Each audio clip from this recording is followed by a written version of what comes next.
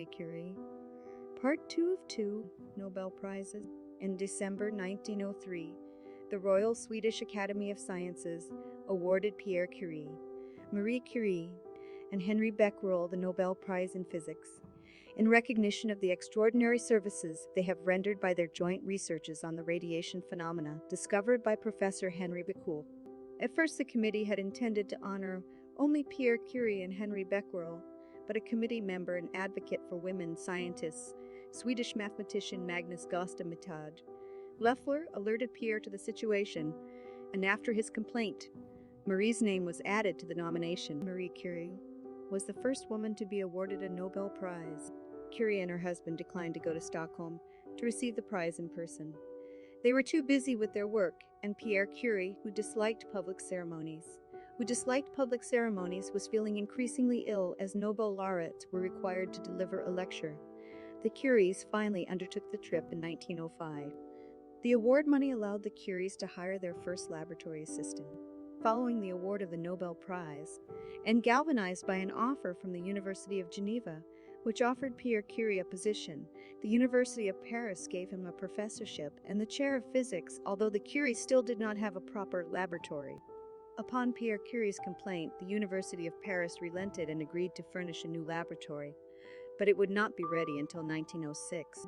In December 1904, Curie gave birth to their second daughter, Eve. She hired Polish governesses to teach her daughters her native language and sent or took them on visits to Poland. On 19 April 1906, Pierre Curie was killed in a road accident. Walking across the Rue Dauphine in heavy rain, he was struck by a horse-drawn vehicle and fell under its wheels, fracturing his skull and killing him instantly. Curie was devastated by her husband's death. On 13 May 1906, the physics department of the University of Paris decided to retain the chair that had been created for her late husband and offer it to Marie. She accepted it, hoping to create a world-class laboratory as a tribute to her husband Pierre. She was the first woman to become a professor at the University of Paris. Curie's quest to create a new laboratory did not end with the University of Paris, however. In her later years, she headed the Radium Institute, Institut du Radium Institute, Institut du Radium, now Curie Institute, Institut Curie, a radioactivity laboratory created for her by the Pasteur Institute and the University of Paris.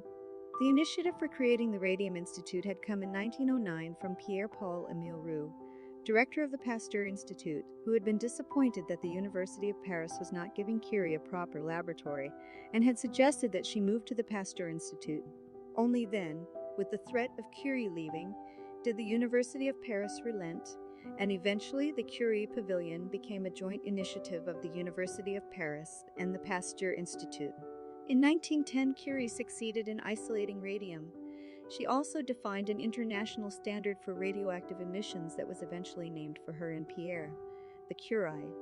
Nevertheless, in 1911, the French Academy of Sciences failed by 1 or 2 votes to elect her to membership in the Academy. Elected instead was Edouard Brownlee, an inventor who had helped Guglielmo Marconi develop the wireless telegraph. It was only over half a century later, in 1962, that a doctoral student of Curie's, Marguerite Perry, became the first woman elected to membership in the Academy. Despite Curie's fame as a scientist working for France, the public's attitude tended toward xenophobia, the same that had led to the Dreyfus affair, which also fueled false speculation that Curie was Jewish. During the French Academy of Sciences elections, she was vilified by the right-wing press as a foreigner and atheist. Her daughter later remarked on the French press's hypocrisy in portraying Curie as an unworthy foreigner when she was nominated for a French honor, but portraying her as a French heroine when she received foreign honors such as her Nobel Prizes. In 1911, it was revealed that Curie was involved in a year-long affair with physicist Paul Langevin, a former student of Pierre Curie's, a married man who was estranged from his wife. This resulted in a press scandal that was exploited by her academic opponents. Curie, then in her mid-40s, was 5 years older than Langevin and was misrepresented in the tabloids as a foreign Jewish home wrecker. When the scandal broke, she was away at a conference in Belgium. On her return, she found an angry mob in front of her house and had to seek refuge. With her daughters, in the home of her friend Camille Marble. International recognition for her work had been growing to new heights, and the Royal Swedish Academy of Sciences, overcoming opposition prompted by the Langevin scandal, honored her a second time with the 1911 Nobel Prize in Chemistry. This award was in recognition of her services to the advancement of chemistry by the discovery of the elements radium and polonium, by the isolation of radium and the study of the nature and compounds of this remarkable element. Because of the negative publicity due to her affair with Langevin, the chair of the Nobel Committee, Svante Arrhenius, attempted to prevent her attendance at the official ceremony for her Nobel Prize in Chemistry, citing her questionable moral standing. Curie replied that she would be present at the ceremony because the prize has been given to her for her discovery of polonium and radium, and that there is no relation between her scientific work and the facts of her private life. She was the first person to win or share 2 Nobel Prizes, and remains alone with Linus Pauling as Nobel laureates in 2 fields each. A delegation of celebrated Polish men of learning, headed by novelist Henryk Sienkiewicz, encouraged her to return to Poland and continue her research in her native country. Curie's second Nobel Prize enabled her to persuade the French government to support the Radium Institute, built in 1914, where research was conducted in chemistry, physics, and medicine. A month after accepting her 1911 Nobel Prize, she was hospitalized with depression and a kidney ailment. For most of 1912, she avoided public life but did spend time in England with her friend and fellow physicist, Hertha Ayrton. She returned to her laboratory only in December, after a break of about 14 months. In 1912, the Warsaw Scientific Society offered her the directorship of a new laboratory in Warsaw, but she declined, focusing on the developing Radium Institute to be completed in August 1914, and on a new street named Rue Pierre Curie, today Rue Pierre Curie. She was appointed director of the Curie Laboratory in the Radium Institute of the University of Paris, founded in 1914. She visited Poland in 1913 and was welcomed in Warsaw, but the visit was mostly ignored by the Russian authorities. The institute's development was interrupted by the coming war, as most researchers were drafted into the French army, and it fully resumed its activities in 1919. During World War I. Curie recognized that wounded soldiers were best served if operated upon as soon as possible. She saw a need for field radiological centers near the front lines to assist battlefield surgeons, including to obviate amputations when in fact limbs could be saved. After a quick study of radiology, anatomy, and automotive mechanics, she procured X-ray equipment, vehicles, and auxiliary generators, and she developed mobile radiography units, which came to be popularly known as Petites Curies, Little Curies. She became the director of the Red Cross Radiology Service and set up France's first military radiology center, operational by late 1914. Assisted at first by a military doctor and her 17-year-old daughter Irene, Curie directed the installation of 20 mobile radiological vehicles and another 200 radiological units at field hospitals in the first year of the war. Later, she began training other women as aides. In 1915, Curie produced hollow needles containing radium emanation, a colorless radioactive gas given off by radium, later identified as radon, to be used for sterilizing infected tissue.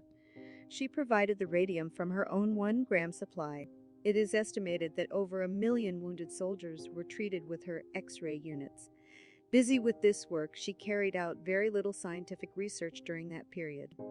In spite of all her humanitarian contributions to the French war effort, Curie never received any formal recognition of it from the French government.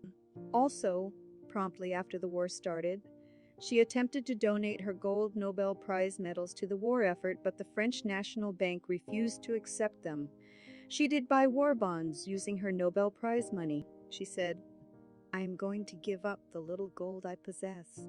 I shall add to this the scientific medals, which are quite useless to me. There is something else. By sheer laziness, I had allowed the money for my second Nobel Prize to remain in Stockholm in Swedish crowns. This is the chief part of what we possess. I should like to bring it back here and invest it in war loans. The state needs it, only I have no illusions.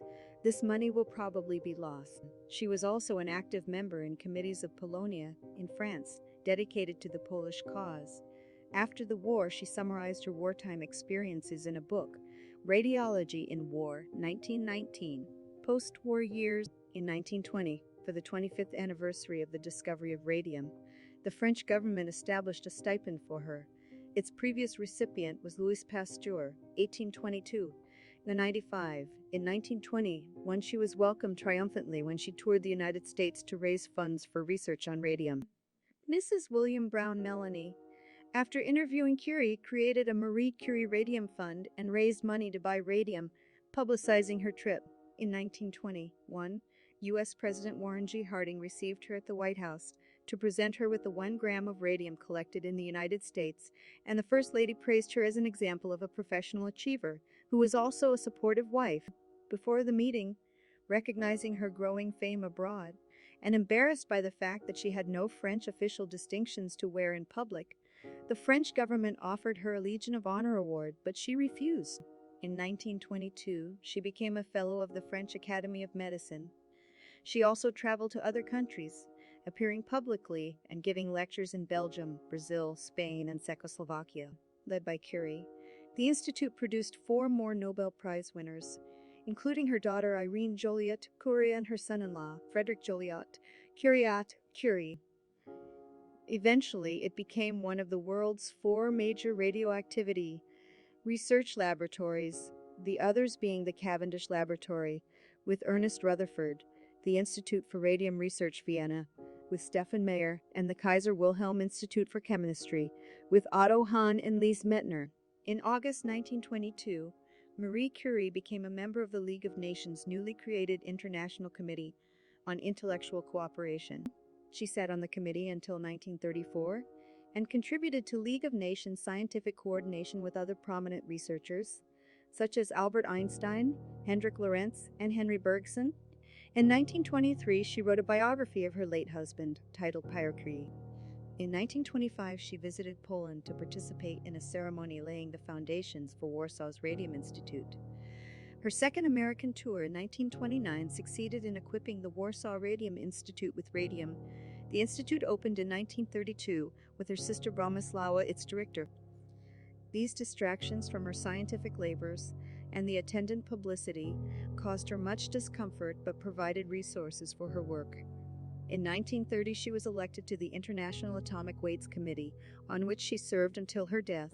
In 1931, Curie was awarded the Cameron Prize for Therapeutics of the University of Edinburgh. Death. Curie visited Poland for the last time in early 1934.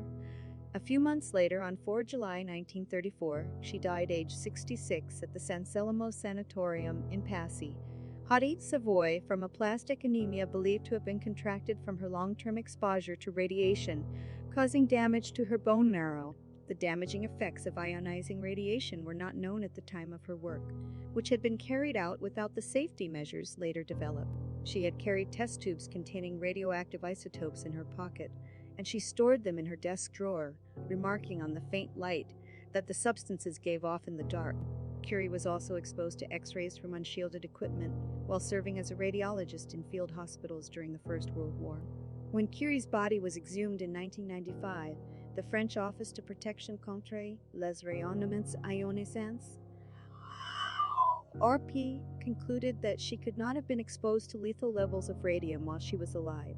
They pointed out that radium poses a risk only if it is ingested, and speculated that her illness was more likely to have been due to her use of radiography during the First World War. She was interred at the cemetery in Sceaux, alongside her husband Pierre. 60 years later, in 1995, in honor of their achievements, the remains of both were transferred to the Paris Pantheon. She became the second woman to be interred at the Pantheon, after Sophie Berthelot, and the first woman to be honored with interment in the Pantheon on her own merits. Because of their levels of radioactive contamination, her papers from the 1890s are considered too dangerous to handle. Even her cookbooks are highly radioactive. Her papers are kept in lead-lined boxes, and those who wish to consult them must wear protective clothing.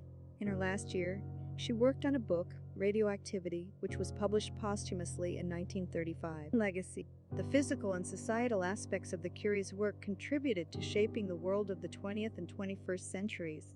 Cornell University professor L. Pierce Williams observes, "The result of the Curie's work was epoch-making. Radium's radioactivity was so great that it could not be ignored. It seemed to contradict the principle of the conservation of energy, and therefore forced a reconsideration of the foundations of physics.